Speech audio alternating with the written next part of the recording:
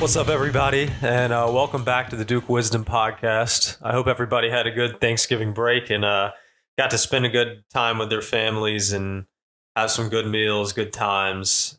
Obviously didn't have an episode last Thursday. Like I said, that might be the case. Plenty to discuss, 2 games to recap, plus the Arkansas game on the horizon on Wednesday. But I actually want to start this. I know it's the Duke Wisdom Basketball Podcast, but anytime some sort of major news or an event happens in Duke athletics or even in college athletics that doesn't have to do with Duke basketball, I want to talk about it. And I think it sort of does have to do with Duke basketball a little bit because there's so much uncertainty right now with the conference landscape and, Florida State and Clemson and Carolina wanting to get out of the ACC as soon as possible because of football contract deals and, wanting to make more money. And a weight that has seemed to hold the Duke basketball program down in that regard is the Duke football team. But it shouldn't be a weight. The Duke football team has been spectacular for the past 2 seasons for the standards of Duke football. 7-5 this year in the regular season, just beat Pittsburgh this weekend. Could have had a much better record if there's no injury to Riley Leonard. If they close out that Notre Dame game without an injury to Riley Leonard, not only would they probably have won that game, but they probably would have proceeded to have won multiple of the games that they lost, especially Virginia and Carolina. I'd argue that Duke would have been at worst 10-2.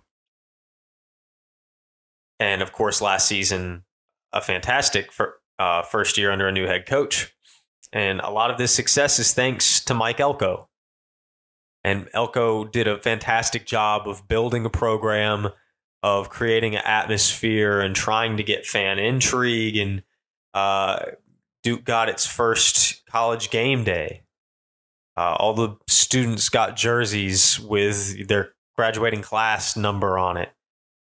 Duke's gone, 16 and 12, 16 and 9 over the past 2 seasons.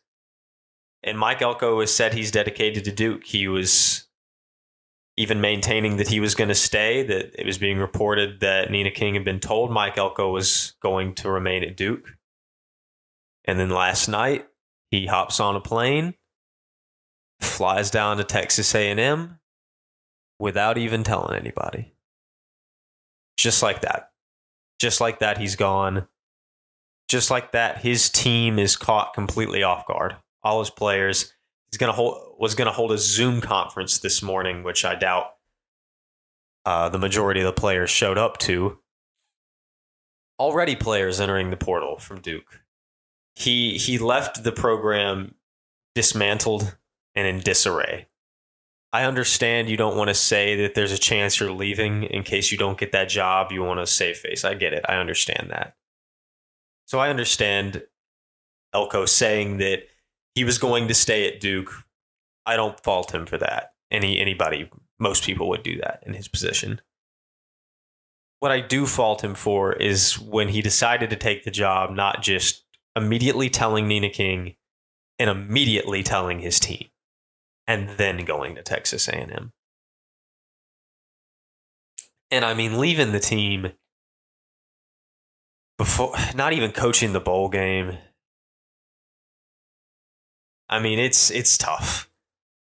2 fantastic years for Duke football, and Mike Elko played a big role in that. But as soon as he saw the greener pastures, the higher paycheck, SEC, he's gone.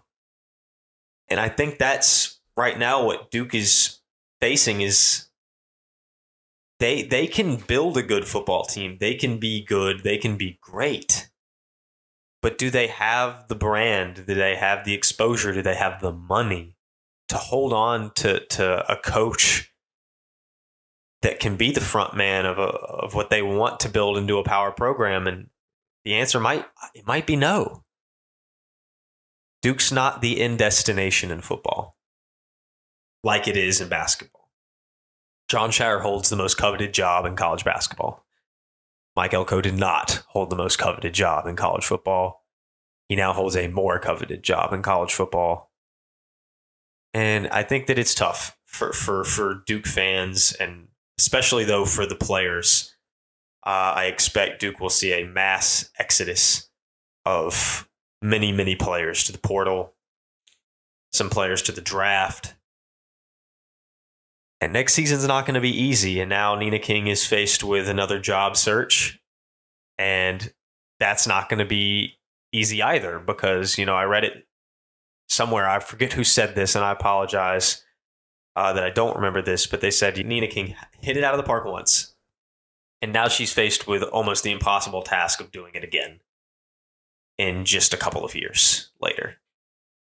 It seems just unreal that the Elko era is already over in Durham. Like, that's crazy. This season certainly didn't go. I mean, preseason, I would have told you 7-5 would have been a good record for this team in the regular season. But seeing the way they played, this team could have been fantastic. This could have been a 10-2 program, without a doubt. This could have been an 11-1 program this season. Things went south. Injuries happened. Games were decided by a single play. That's sports. That's sports. But the unfortunate thing about college athletics is you can have a bunch of coaches complaining about how players are driving the landscape of college basketball and college football and college athletics now because they can make money, and NIL is changing everything. But when money is dangled in front of a coach's face, they can just go. They don't see anything wrong with that. And I think it's really, really disappointing for this group, this team, that as they await to see what bowl game they'll play in about a month from now, hopefully they'll retain enough players to be competitive in that bowl game and give Duke football fans something to look forward to in that regard. Thanks for waiting with me and listening to my introduction. I think that most Duke fans are interested in hearing about the Mike Elko scenario. And so with that off my chest, I'll get into some Duke basketball. Want to join a community of Duke accounts publishing news, theories, and predictions on Duke athletics? Join the Duke Wisdom Network. Just go to dukewisdom.org/join network today and fill out the form with your name and social media. Or you can DM at Duke_wisdom on Twitter or Instagram. Become a part of the community of Duke fans publishing their takes today. Again, that's dukewisdom.org/join network or DM at Duke_wisdom on Twitter or Instagram. So Duke played the last two games of the Blue Devil Challenge last week. Last Tuesday, they played LaSalle and won 95-66. Then on Friday, they hosted one of the worst teams in Division I basketball, according to Ken Pom. Southern Indiana was 1-5 coming into the day. They won the game 80-62. They trailed that one at halftime. I'll get more into that one. That's going to be a lot bigger of focus. But let's talk about the LaSalle game. The LaSalle game was solid. They looked good. They didn't look like fantastic, but I think it is, in fact, one of the best games they've played. I think this and the Dartmouth are the two best games I've seen them play so far. Tyrese Proctor had his best game as a Blue Devil, without a doubt. He had 22 points. That's a career high. First time he'd ever crossed the 20-point threshold. Mark Mitchell did it the game before, so he and Mitchell both got their career high and their first 20-plus point game in back-to-back games. He also pulled down 7 boards. He had 4 assists, 0 turnovers, which I think was the second or third consecutive game, I think second, that he didn't have any turnovers in. And he, at that point, had 4 turnovers through 5 games. So he was averaging 0.8 turnovers per game, and I think at the time was averaging 5.5, 6 assists a game, something, probably 5.5 or so assists per game. So a great game from Tyrese Proctor. Perfect from the line, 7-11 from the floor, 2 of 3 from 3. Great game from him. Kyle Filipowski, after that scary injury with Bucknell, ends up going for 17 against LaSalle. The third leading scorer off the Pine in just 18 minutes was Sean Stewart, 16 points and 10 rebounds. So a double-double for Sean Stewart off the bench. Big minutes for him. Hits both his free throws, 7 of 9 from the floor. Sean Stewart showing that he can be a bigger piece of this team. And then another guy off the bench who had 9 points, TJ Power, played just 5 minutes, but he came in and he put up a 3, and I've been saying it, All he needed to do was see 1-3 go. Floodgates were going to open from that point forward. And that's exactly what happened against LaSalle. He knocked down that first one, opened up the door. He made 2 more threes, just about made a 4th one. So just about was in double digits in just 5 minutes. But a great game for TJ Power. Mark Mitchell also with 12. I think he's scored in double figures every single game so far, I believe. And that's pretty awesome to see because Mark Mitchell had a tendency last season to fall off for a few games and go for 6, 7, 8, and just kind of fade into the back. And I'm glad that he is taken a step forward into the foreground and taken a more assertive role. I still think some games he could have a more assertive role, but that Bucknell game showed that he really has the capability of doing it. He ends that game with 12 points. Jeremy Roach had just 4, and Jared McCain had 6 on that game. And I want to talk about Jeremy Roach because I talked about this I had a tweet about this, that Jeremy Roach's numbers leading into the Southern Indiana game just really were not great. That he was averaging 15.5 points per game through the first 2 games of the season, with 14 against Dartmouth, then 17 against Arizona. Well, he then, through the next 3 games, Michigan State, Bucknell, and LaSalle, averages 6.7 points per game through 3. And then he had just 2 in the first half against Southern Indiana. Well, story of halves was the Southern Indiana game. Story of halves was the Jeremy Roach story. On Friday night, he ended up with 16 in the second half against Southern Indiana, showing the assertive and just night and day efforts from Duke and from him there in that second half. He ended the game with 18 points, with his best game of the season so far. Duke, however, probably played its worst game of the season so far. The Blue Devils haven't been up to that preseason number 2 par that they were put at. But, however, I think it's important to realize that,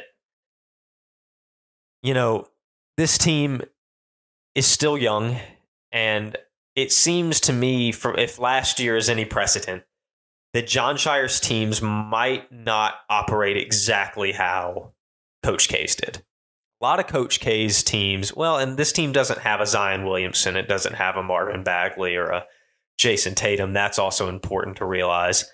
But a lot of Coach K's teams were really dominant in November, and other teams ended up catching up to them as the season went on. Last season, Duke didn't start great at all, and they were the team that caught up to all the other contenders by the end of the season and made themselves a team that a lot of people thought was a Final Four contender by the NCAA tournament, and went on like an 11-game win streak, won the ACC tournament. Maybe this team will be similar. This team's certainly not bad. I'm not getting on this mic saying this team's bad right now. They're not bad. But they have weaknesses. They certainly have shown their weaknesses. But one rewarding thing is that they fought through them. You know, is right after Thanksgiving, Arkansas up next on the docket. You're playing a 1-5 team. How easy is it to look past that team? Exceptionally. Southern Indiana came out knocking down threes. Duke came out sloppy, couldn't make shots. They let Southern Indiana hang around for too long. And when you let a team hang around, these are Division I basketball players, man. When you let a team hang around, they're going to start making shots. And they're going to keep making shots because they're confident. And most of shooting, once you're at a certain level, once you've established yourself as a shooter and a high-level basketball player, so much of shooting is repetition and confidence. And when you, as a team, see those first few go in and you see Duke struggling, these guys are on top of the moon and they think that everything that goes out of their hands is going to go in. And it felt like that honestly was the case for a while. I think they shot 50% from 3 in the first half, 7 of 14, and they led Duke by 4. At the break, they led Duke by double digits at a point in the first half.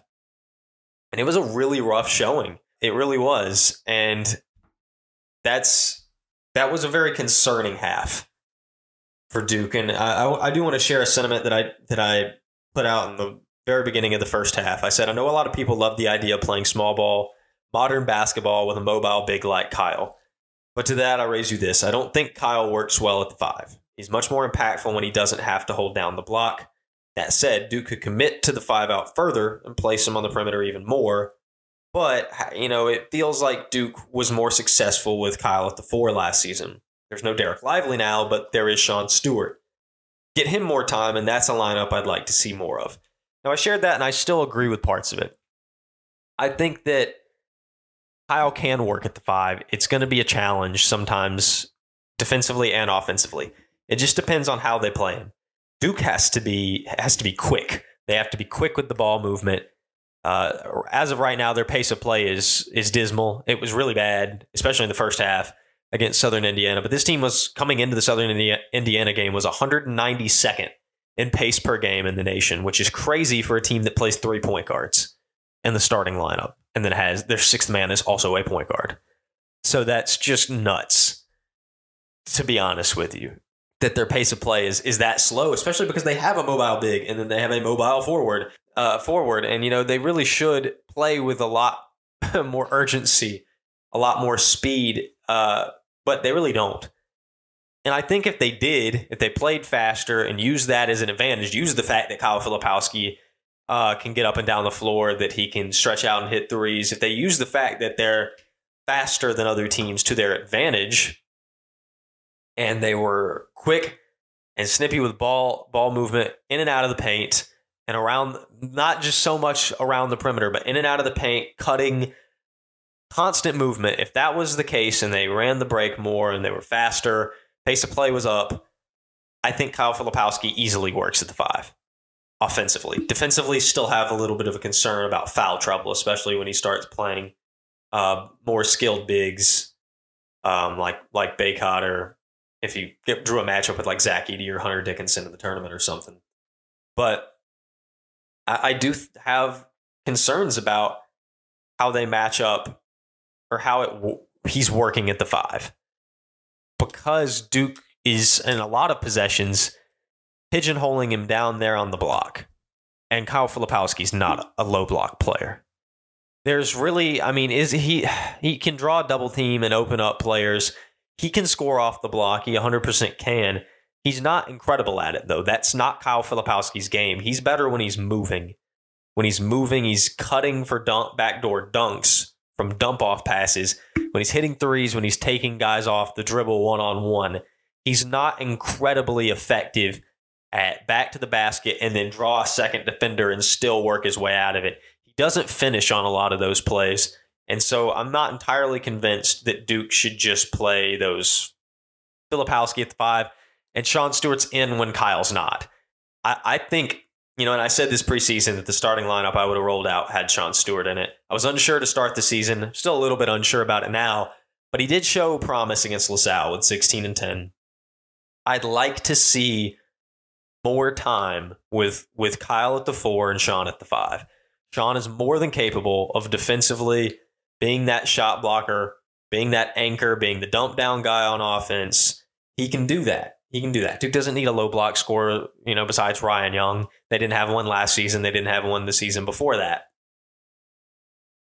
And so I think I'd like to see more lineups with the traditional big, because college basketball is not exactly like the NBA.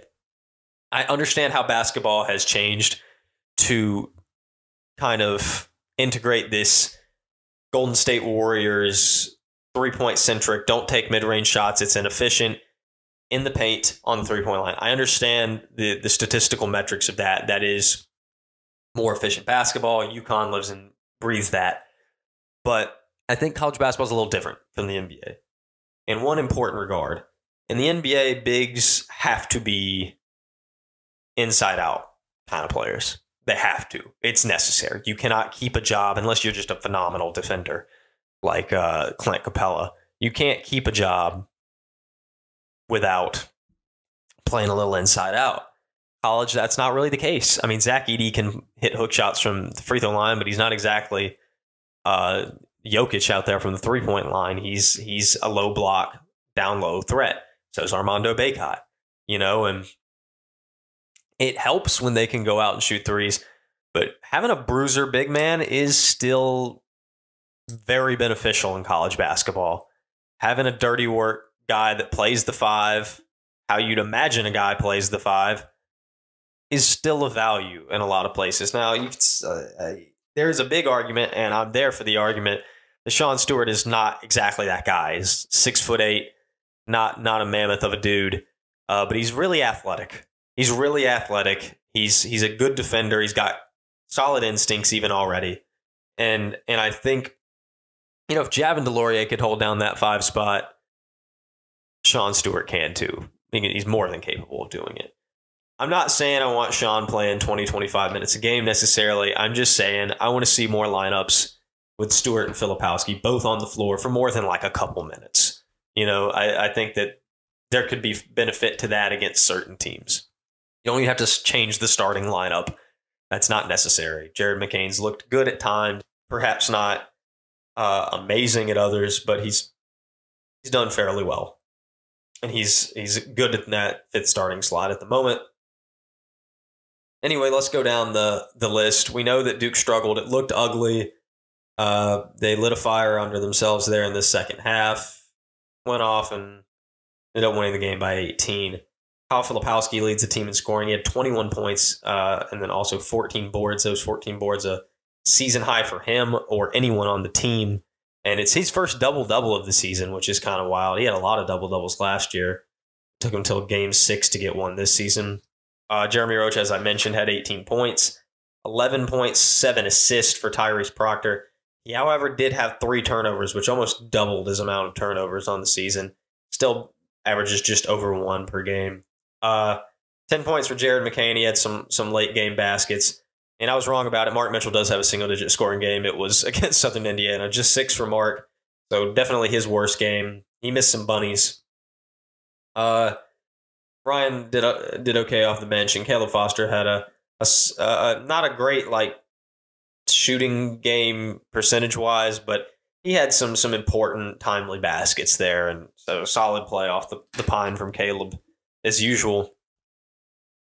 And so, not a incredibly promising game against Southern Indiana, but they survived the scare, and I think that they're going to learn from that, and they're going to move forward with this, and most of everything I say in every episode of this gets turned back on its head the very next game, and that's the beauty of sports, man. It's dynamic.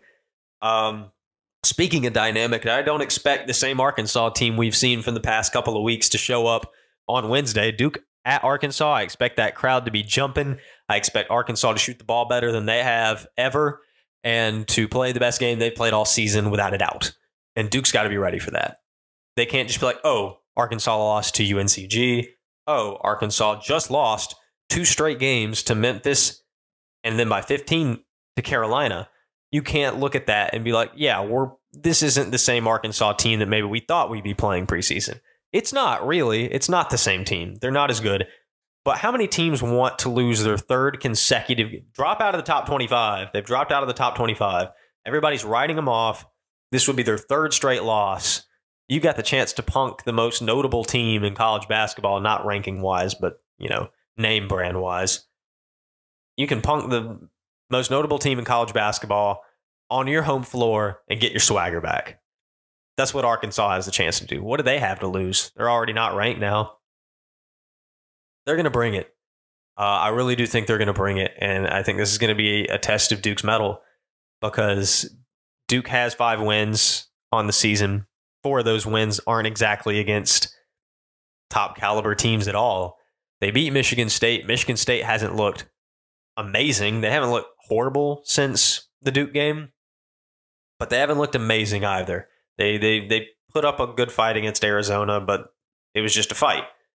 Michigan State's not their final form of themselves. They played horrible. That game was more about Michigan State not being what they should be than it was Duke being what it is, or what it should be. So, really, Duke has yet to put its best foot forward. And I think that if they want to start putting their best foot forward, Wednesday is a great time to start doing that. And I think it's a time that they're going to have to start doing that. This Arkansas team, not great on paper this season at all. Pretty bad, actually, when you consider their last 4 games. Heck, their last 5 games. I mean, I went to 4 because they had to go to double overtime to beat Stanford, but they also only beat Old Dominion by 9. I think that this is going to be a more difficult game than it looks like on paper for Duke. I'll eat my words if that doesn't end up being the case. Duke could very well come in and blow Arkansas out. And I don't think that if that happens, I don't think that should be downplayed as Arkansas is not good. This is going to be a tough game. Coming into Arkansas with the crowd they're going to present is not going to be an easy game. Even if Arkansas wasn't a preseason team, even if they were top 5 worst team in the SEC, that's not going to be an easy game. And first road game is always difficult no matter who you're playing. This is a big hurdle for Duke, and I'm interested to see how they handle it, especially after a not so great showing against Southern Indiana on Friday. I think there's a lot of intrigue around that game and a lot to look forward to in that one. So that's a lot off the chest. 2 game recaps. Looking forward to Arkansas on Wednesday, and a little dive into Duke football and the Mike Elko scenario. If more develops on that, we'll talk about it Thursday. If not, we'll go into the Arkansas preview, and then or not the Arkansas preview. It'll be the Arkansas recap on Thursday, and then a Georgia Tech preview as well as Duke gets ready for its first conference game of the season this weekend. And so thanks so much for listening. As always, guys, very lucky to have people that want to tune in and listen to what I have to say and share this community. Make sure to follow at Duke_Wisdom, Instagram and Twitter.